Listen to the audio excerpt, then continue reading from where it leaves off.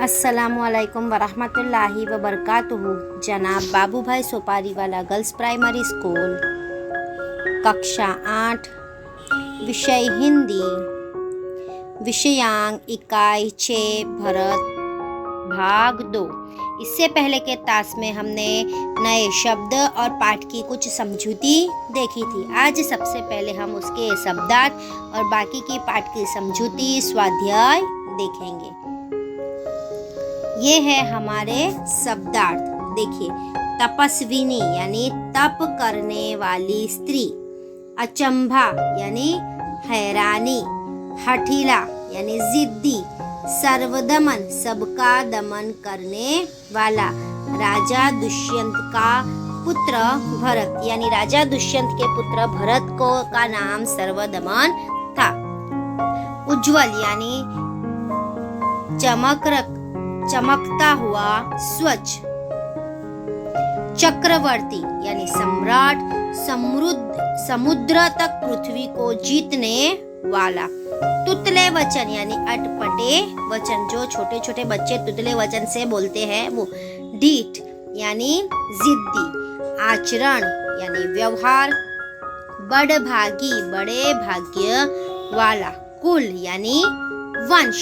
वृद्धावस्था यानी बुढ़ापा। जितेंद्रिय यानी जिसने अपनी इंद्रियों को जीत लिया हो। नाहर यानी शेर, सिंह। देवपितर यानी देव और पूर्वज। विवाहिता यानी शादीशुदा स्त्री। परदेश यानी दूर के देश का। शकुंतलावण्य यानी मिट्टी का सौंदर्य। वृत्तांत यानी वर्णन, हाल। मनोरथ यानी मन की कामना, इच्छा। ओट यानी आड़, अवरोध। ये सभी शब्दार्थ आपको सुंदर स्वच्छ अक्षर में जोड़ने का ध्यान रखते हुए अपनी हिंदी की कॉपी में 3 बार लिखना है। कितनी बार लिखना है? 3 बार लिखना है। अब हम आगे का पाठ की समझूती देखेंगे। पिछली बार आखिरी में हमने देखा था कि दुष्यंत तपस्विनी से पूछता है कि यह बालक किस वंश का है। तो आगे हम देखते हैं दूसरी तपस्विनी, यह पुरुवंशी है। तो दूसरी तपस्विनी दुष्यंत के प्रश्न का क्या उत्तर देती है कि यह पुरुवंशी है। दुष्यंत स्वयं से यानी अपने आप से बात करता है, इसलिए इसकी सूरत मुझसे मिलती है, क्योंकि दुष्यंत भी कौन थे? पुरुवंशी थे। बच्चे को गोद से उतारकर।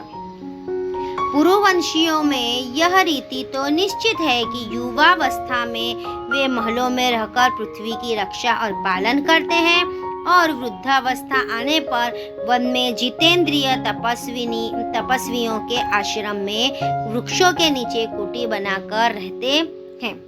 तब दुष्यंत कहते हैं कि पुरुवंशी में 2 रीतियां बहुत ही निश्चित है कि जिसमें युवावस्था में महलों में रहकर पृथ्वी की रक्षा और पालन करते हैं और वृद्धावस्था में वो जितेंद्रिय तपस्विनियों के आश्रम में वृक्षों के नीचे कुटी बनाकर रहते हैं। देवता जैसी शक्तिशाली वाला, निडर और असाधारण बालक मनुष्य का पुत्र भला किस प्रकार होगा? यानी कि इतना शक्तिशाली बालक, असाधारण यानी जो साधारण नहीं है, वो एक सामान्य मनुष्य का पुत्र कैसे होगा? दूसरी तपस्विनी, हे परदेसी, तेरा यह संदेश तब मिट जाएगा जब तू जान लेगा कि इस बालक की माँ मेनका नामक एक अप्सरा की बेटी है। यानी कि जब दुष्यंत कहते हैं कि ये एक असाधारण बालक है, एक देवता जैसे शक्तिशाली निडर व्यक्ति का पुत्र ये हो सकता है, तब दूसरी तपस्विनी कहती है कि जब आपको पता चलेगा कि इस बालक की माँ मेनका नामक एक अप्सरा की बेटी है, तो आपका यह सभी संदेह मिट जाएगा। उसी के प्रताप से इसका जन्म देव पितर के इस तपोवन में हुआ है। यानी कि उस अप्सरा के कारण ही इस बालक का जन्म देव पितर में यहाँ हुआ है। दुष्यंत अपने मन में कह रहा है यह तो बड़े आनंद की बात सुनाई। इससे मुझे कुछ और आशा बढ़ी। इसकी माता किस राजर्षि की पत्नी है? पहले दुष्यंत अपने मन से बात करता है, मन में कहता है कि ये तो बहुत ही खुशी की बात सुनाई, इससे मुझ में थोड़ी आशा बढ़ी। तब पूछता है कि इसकी माता किस राजर्षि यानी किस राजा की पत्नी है?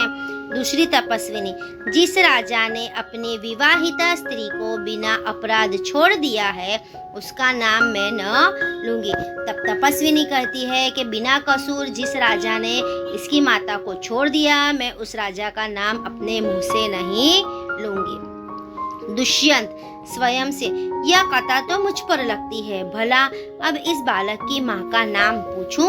पहली तपस्विनी मिट्टी का मोर लेकर आई। तब दुष्यंत स्वयं से यानी अपने मन में अपने आप से कहता है कि यह कथा, ये कहानी तो बिल्कुल मुझ पर ही जाती है, तो अब क्या करूं? मैं इस बालक की माता का नाम पूछूं? इतने में पहली तपस्विनी खिलौना यानी मोर लेकर वापिस आ जाती है। आगे देखिए, पहली तपस्विनी है सर्वदमन, यह शाकुंत लावण्य देख। यानी पहली तपस्विनी आकर कहती है कि ले ये माटी का खिलौना देख। बालक बड़े चाव से देखकर, कहाँ है शकुंतला मेरी माता? जब पहली तपस्विनी शकुंत लावण्य बोलती है तो बालक को लगता है कि उसकी माता शकुंतला आई है, इसलिए वो कहता है कि मेरी माता शकुंतला कहाँ है? दूसरी तपस्विनी हंसती हुई, यहाँ तेरी माता नहीं है, तुम इस नाम से धोखा खा गए सर्वदमन, मैंने तो कहा था मिट्टी के मोर को देख। तब दूसरी तपस्विनी हंसते हुए कहती है कि तेरी माता यहाँ नहीं है, मैंने तो तुम्हें ये कहा था कि मिट्टी के मोर को देखो। दुष्यंत स्वयं से, इसकी माँ मेरी प्यारी शकुंतला है या इस नाम की कोई दूसरी स्त्री? यह वृत्तांत मुझे ऐसे व्याकुल करता है जैसे मृग तृष्णा प्यासे हिरण को व्याकुल करती है। यानी कि जब दुष्यंत सुनता है कि इस बालक की माँ का नाम शकुंतला है, तब वो अपने मन से कहता है कि क्या इसकी माता शकुंतला मेरी प्यारी शकुंतला तो नहीं है, या फिर शकुंतला नामक कोई और दूसरी स्त्री है। यह अधूरी बात मुझे इतना उत्सुक करती है जैसे कि मृग तृष्णा हिरण को व्याकुल करती है। बालक खुश होकर, मुझे यह मोर बहुत अच्छा लगता है, खिलौना ले लेता है। तब बालक खुश होकर वह खिलौना माटी का मोर ले लेता है और कहता है कि मुझे यह मोर बहुत अच्छा लगा। पहली तपस्विनी घबरा कर, ओह, बालक की बाह से रक्षाबंधन कहाँ गया? जब पहली तपस्विनी घबरा जाती है और बोलती है कि बालक के हाथ से रक्षाबंधन यानी कि उसका रक्षा धागा कहाँ गया? दुष्यंत, घबराओ मत, जब यह नहर से खेल रहा था तब इसके हाथ से गिर गया था, सो वह पड़ा है, मैं उठाकर तुम्हें दिए देता हूँ। उठाने के लिए झुकता है। यानी तब दुष्यंत कहते हैं तपस्विनियों से कि घबराओ मत, जब ये नाहर यानी कि सिंह के बच्चे से खेल रहा था तब उसके हाथ से गिर गया था, मैं आपको उठाकर दे देता हूँ। और वह उसे उठाने के लिए झुकते हैं। पहली तपस्विनी, अरे अरे मत उठाओ, इसे मत छूना। तब अचानक से पहली तपस्विनी कहती है कि इस धागे को आप मत उठाइए, हाथ मत लगाइए। दूसरी तपस्विनी, ओह, इसने तो उठा ही लिया। दोनों एक दूसरे को आश्चर्य से देखती है। तब दूसरी तपस्विनी कहती है कि अरे ये तो इन्होंने उठा ही लिया, और दोनों तपस्विनियां एक दूसरे को देखती रह जाती है। दुष्यंत, यह लो, परंतु यह कहो कि तुमने मुझे इसको उठाने से क्यों रोका था? तब वह रक्षा धागा दुष्यंत उठाकर तपस्विनियों को देता है और कहता है कि आपने ये रक्षा धागा मुझे उठाने से क्यों मना किया था? दूसरी तपस्विनी, इस रक्षा धागे का नाम अपराजित है। जिस समय इस बालक का नामकरण हुआ था तब महात्मा मरीचि के पुत्र कश्यप ने यह धागा दिया था।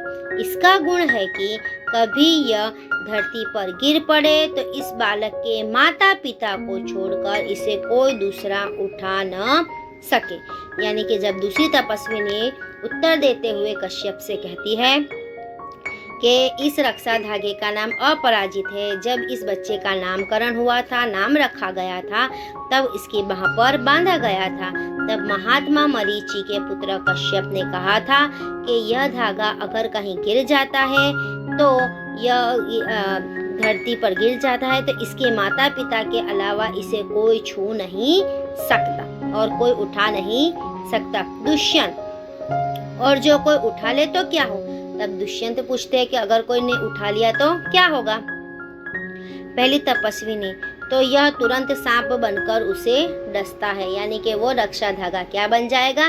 सांप बन जाएगा और उठाने वाले को डसेगा। दुष्यंत, तुमने कभी ऐसा होते देखा है?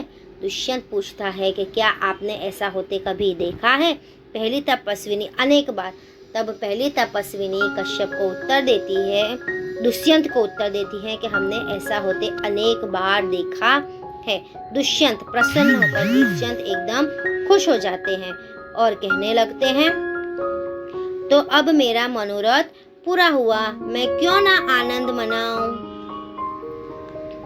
तब दुष्यंत अपने आप से खुश होकर कहते हैं कि मेरा मनोरथ पूरा हुआ, यानी कि मुझे जो उत्सुकता थी, आक्रोश थी जानने के लिए कि ये बालक और मेरा क्या संबंध है, वो उन्हें पता चल गया। इसलिए वह बोलते हैं कि अब मैं क्यों आनंद न मनाऊं, मैं खुश क्यों न। बालक को गोद में ले लेता है और पर्दा गिरता है और हमारी कहानी यानी कि इस पाठ की समझूती यहीं पे पूर्ण हुई।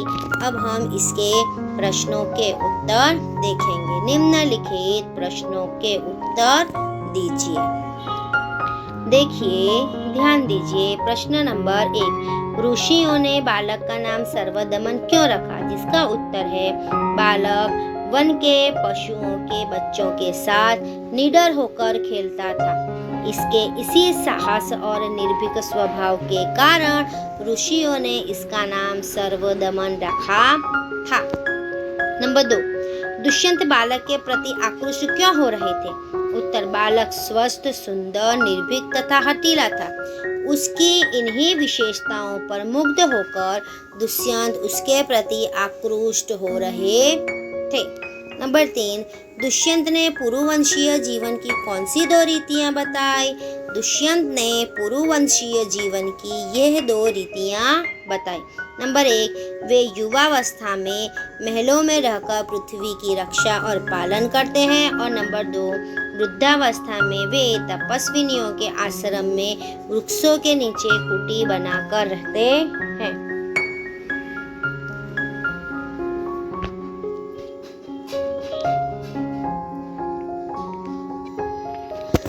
ये सभी तीन प्रश्नों के उत्तर आपको अपनी हिंदी की कॉपी में सुंदर स्वच्छ अक्षर में जोड़ने का खास ध्यान रखते हुए लिखना है।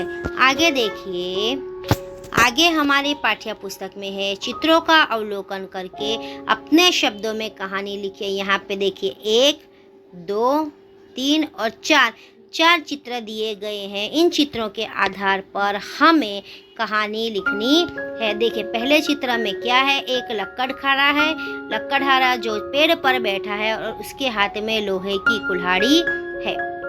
दूसरे चित्र में देखिए, उसकी कुल्हाड़ी नीचे गिर रही है। तीसरे चित्र में देखिए, एक देवदूत उसे सोने की कुल्हाड़ी दे रहा है।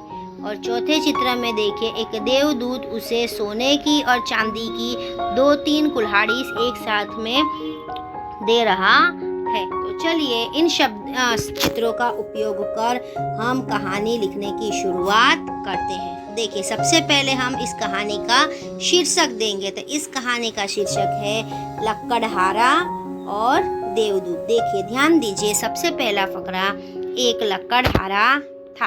वह रोज जंगल में जाता, लकड़ियां काटता और उन्हें बाजार में बेच देता था। इन पैसों से ही उसके परिवार का गुजारा होता था। उसके बाद दूसरा फकरा, एक दिन लकड़हारा एक पेड़ पर चढ़कर उसकी एक डाल काट रहा था, जो हमने पहले चित्र में देखा। पेड़ नदी के किनारे था। अचानक उसकी कुल्हाड़ी उसके हाथ से छूट गई और नीचे नदी में जा गिरी, जो हमने चित्र नंबर 2 में देखा। लकड़हारा पेड़ से उतरा पर उसे तैरना नहीं आता था, अतः उदास होकर वहीं बैठ गया।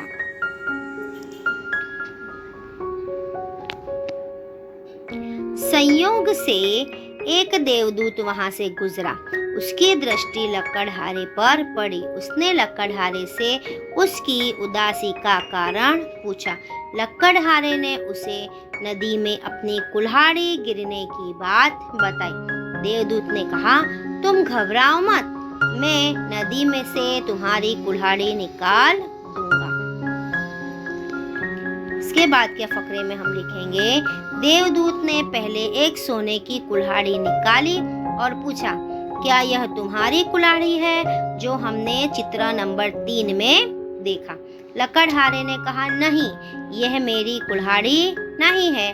तब देवदूत ने चांदी की कुल्हाड़ी निकाली और निकाल कर पूछा, लकड़हारे से कहा, यह भी मेरी कुल्हाड़ी नहीं है। यानी कि सोने की कुल्हाड़ी का भी लकड़हारे ने मना किया, चांदी की कुल्हाड़ी का भी मना किया कि यह मेरी कुल्हाड़ी नहीं है।